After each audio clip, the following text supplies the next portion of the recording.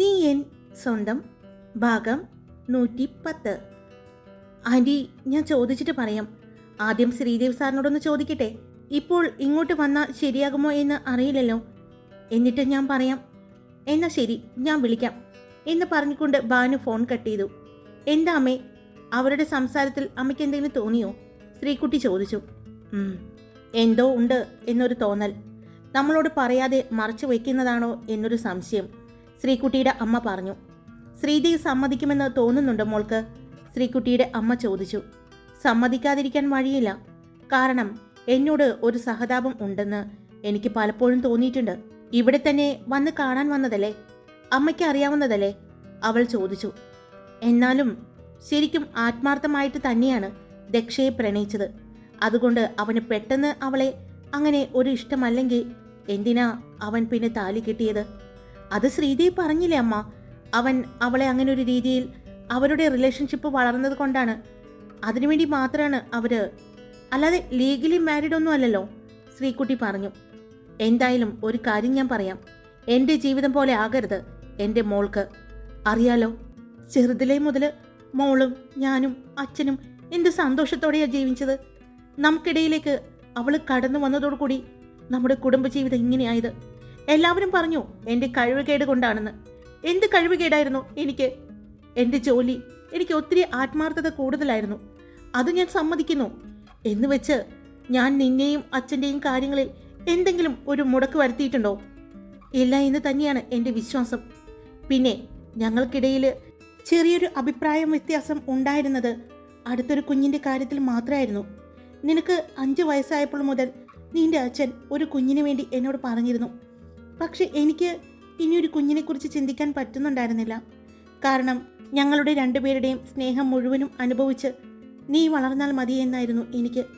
പക്ഷെ നിന്റെ അച്ഛന് ഒരാൺകുഞ്ഞു കൂടി വേണമെന്നായിരുന്നു. അവരുടെ പാരമ്പര്യം നിലനിൽക്കാൻ എന്നൊക്കെ പറഞ്ഞ് അദ്ദേഹത്തിൻ്റെ അമ്മയും എന്നെ ഒരുപാട് നിർബന്ധിച്ചു. ഒട്ടും ഞാൻ തയ്യാറായിരുന്നില്ല. ഞങ്ങൾക്കിടയിൽ അത് ചെറിയൊരു വിള്ളൽ വീഴ്ത്തിയെങ്കിലും ഞങ്ങൾ തമ്മിൽ വഴക്കോ മറ്റൊന്നും ഉണ്ടായിരുന്നില്ല. പിന്നെ ഞാൻ എൻ്റെ ജോലിയുടെ ഭാഗമായിട്ട് പലപ്പോഴും മെഡിക്കൽ ക്യാമ്പും മറ്റുമായി പോകുമായിരുന്നു. അത് എൻ്റെ ഒരു ജോലിയുടെ ഭാഗമാണ്. അല്ലാതെ നിന്റെ അച്ഛൻ്റെ സംശയരോഗം കൊണ്ട് അയാൾ തെറ്റിദ്ധരിച്ചതാണ് എന്നെയും അനൂപിനെയും. എൻ്റെ ഫ്രണ്ടാണ്, നിനക്കറിയില്ലേ അനൂപിനെ? അല്ലാതെ മറ്റൊരു ബന്ധവും ഞാനും അനുവും തമ്മിൽ ഇല്ല. എന്നിട്ടും എന്തൊക്കെയാണ് നിന്റെ അച്ഛൻ പറഞ്ഞുണ്ടാക്കിയത്? ശരിക്കും അയാളുടെ തെറ്റ് മറയ്ക്കാൻ വേണ്ടിയാണ് എന്ന് എനിക്ക് അറിയാമായിരുന്നു. പക്ഷേ എൻ്റെ വീട്ടുകാർ പോലും അത് വിശ്വസിച്ചില്ല. എന്നിട്ട് ഞാൻ അയാളും അവളും തമ്മിലുള്ള ബന്ധം കണ്ടുപിടിച്ചപ്പോൾ, എല്ലാവരെയും അറിയിച്ചപ്പോൾ അയാളത് അയാളുടെ സഹോദരി പോലെയാണ് എന്നെല്ലാം പറഞ്ഞു. എന്നിട്ട് എന്താ ഉണ്ടായത്? അവസാനം അവർ തമ്മിൽ ഒരുമിച്ച് ജീവിക്കുന്നില്ലേ? അപ്പോൾ ഞാൻ പറഞ്ഞത് സത്യമായിരുന്നില്ലേ? എന്നിട്ടും വിശ്വസിക്കുന്നില്ല. എൻ്റെ സംശയരോഗം കൊണ്ടാണ് കൂടെപ്പുറപ്പിനെ പോലെ കണ്ട അവളെ കൂടെ കൊണ്ടു നടക്കുന്നത് എന്ന് അയാൾ പറയുന്നത്. എനിക്കുറപ്പാണ് അവർ തമ്മിൽ തെറ്റായ ഒരു ബന്ധമുണ്ട്. വാശിയോടെ അമ്മ പറയുന്നത് കേട്ടിരിക്കുകയായിരുന്നു അവൾ. അല്പസമയം അമ്മയ്ക്കും മകൾക്കും ഇടയിൽ മൗനം വന്നു. ഞാൻ പോയി മോൾക്ക് കഴിക്കാൻ എന്തെങ്കിലും എടുത്തിട്ട് വരാം, മെഡിസിൻ കഴിക്കാനുള്ളതല്ലേ എന്ന് പറഞ്ഞ് അമ്മ എഴുന്നേറ്റ് പോയതും അവൾ വീണ്ടും ബെഡിലേക്ക് കിടന്നു. അവളുടെ മനസ്സ് പഴയ ഓർമ്മയിലാണ്.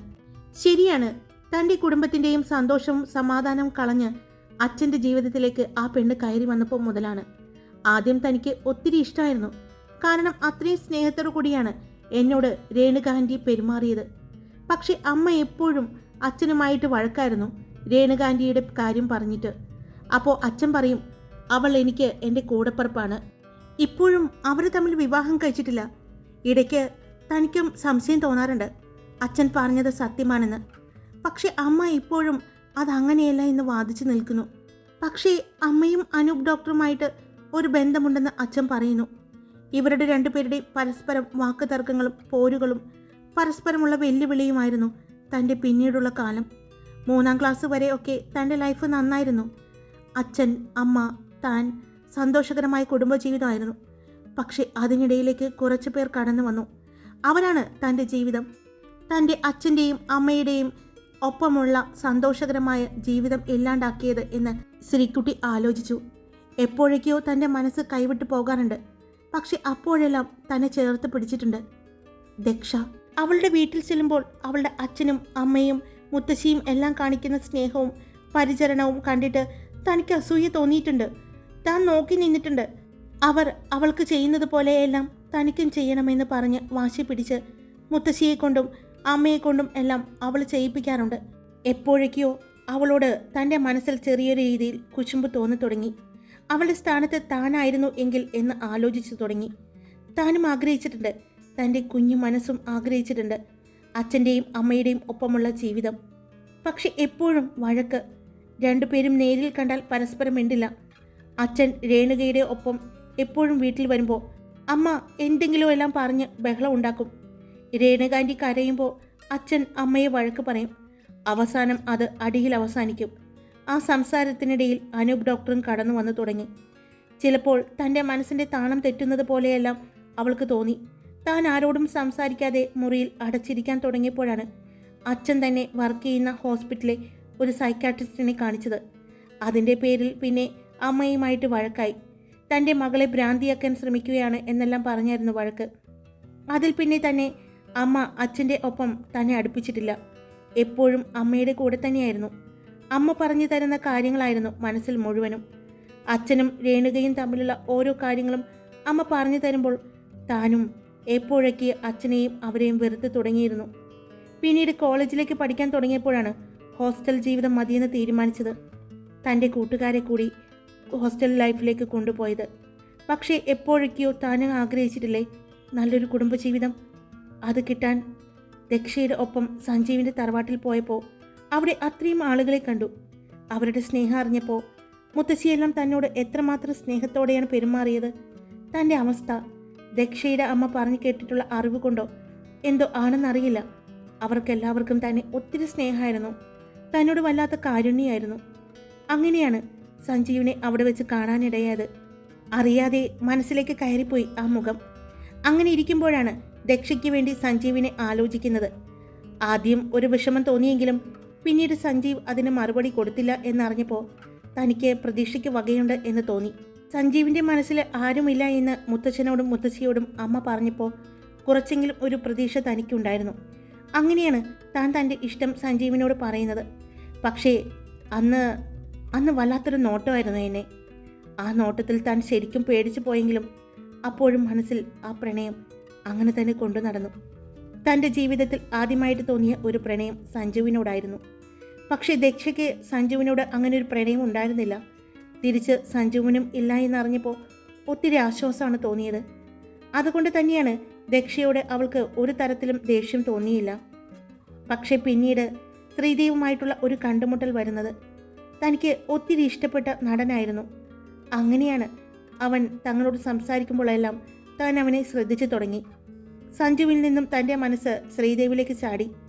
പക്ഷേ അവിടെയും ദക്ഷ തനിക്ക് തടസ്സമായി. ശ്രീകുട്ടി ആലോചിക്കുകയായിരുന്നു, ഉറ്റ കൂട്ടുകാരിയിൽ നിന്നും എപ്പോഴാണ് തനിക്ക് അവളുടെ പകയും പ്രതികാരവും എല്ലാം ആയി തുടങ്ങിയത് എന്ന്. ഇതേ സമയം ശ്രീകുട്ടി പറഞ്ഞ കാര്യങ്ങൾ പറയുകയായിരുന്നു ഭാനു വിശ്വത്തിനോട്. എല്ലാം കേട്ടതും വിശ്വം ശ്രീദേവിൻ്റെ മുറിയിലേക്ക് പോയി. അവൻ ചെല്ലുമ്പോൾ ബെഡിൽ കിടക്കുകയാണ് ശ്രീദേവ്. എന്താ ശ്രീ നിന്റെ ഉദ്ദേശം? ഇങ്ങനെ തളർന്ന് കിടക്കാനാണോ നിന്റെ പരിപാടി? വേണ്ട ശ്രീദേവ്, ഒരിക്കലും നീ ഇങ്ങനെ തളർന്ന് കിടക്കരുത്. ഇപ്പോൾ നമ്മൾ ദക്ഷയ്ക്ക് കുറച്ച് സമയം കൊടുക്ക്. അവളുടെ മനസ്സൊന്ന് ശരിയാവട്ടെ. ചെറിയ കാര്യങ്ങളൊന്നുമല്ല അവൾ അനുഭവിച്ചിരിക്കുന്നത്. ഇപ്പോൾ നിനക്കത് മനസ്സിലാക്കാൻ പറ്റുന്നില്ലേ? അതുകൊണ്ട് അവൾക്ക് സമയം കൊടുക്ക്. അവൾ ഓക്കെ ആയി കഴിയുമ്പോൾ നമുക്ക് സംസാരിക്കാം. എന്താ ഉണ്ടായത് എന്ന് അവളോട് പറയാം. വിശ്വം പറഞ്ഞു. എന്താ ഞാൻ പറയേണ്ടത്? അവളെ മനസ്സിലാക്കാൻ എനിക്ക് ശ്രീകുട്ടിയുടെ അച്ഛൻ വേണ്ടി വന്നോ എന്നോ? എന്താ ഞാൻ പറയേണ്ടത്? എന്നെ വിശ്വസിച്ചതല്ലേ അവൾ? അങ്ങനൊരു വിശ്വാസം കൊണ്ടല്ലേ ശരണി പറഞ്ഞതുപോലെ അവളെ തന്നെ എനിക്ക് തന്നത്. പക്ഷെ എപ്പോഴാണ് തൻ്റെ മനസ്സിലേക്ക് അവളെക്കുറിച്ച് തെറ്റായൊരു ചിന്ത കടന്നു വന്നത്? അവൾ സഞ്ജീവിനോട് ഞങ്ങൾ തമ്മിലുള്ള ബന്ധം പറയാൻ വേണ്ടിയല്ലേ അന്ന് ആ രാത്രി ചെന്നത്? ശരണിയും കൂടെ ഉണ്ടായിരുന്നില്ലേ? പക്ഷേ അവളുടെ ഭ്രാന്ത് കാരണം എനിക്ക് നഷ്ടപ്പെട്ടത് എൻ്റെ പെണ്ണിനെ മാത്രമല്ലല്ലോ വിശ്വം, എൻ്റെ കുഞ്ഞിനെ കൂടിയല്ലേ. ഒരിക്കലും അങ്ങനൊരു കുഞ്ഞ് ഞങ്ങളുടെ ഇടയിലേക്ക് ഞാൻ സ്വപ്നം പോലും കണ്ടിട്ടില്ല. പക്ഷേ അതറിഞ്ഞപ്പോൾ അവളുടെ മാനസികാവസ്ഥ എന്തായിരുന്നു എന്ന് നീ ചിന്തിച്ചിട്ടുണ്ടോ?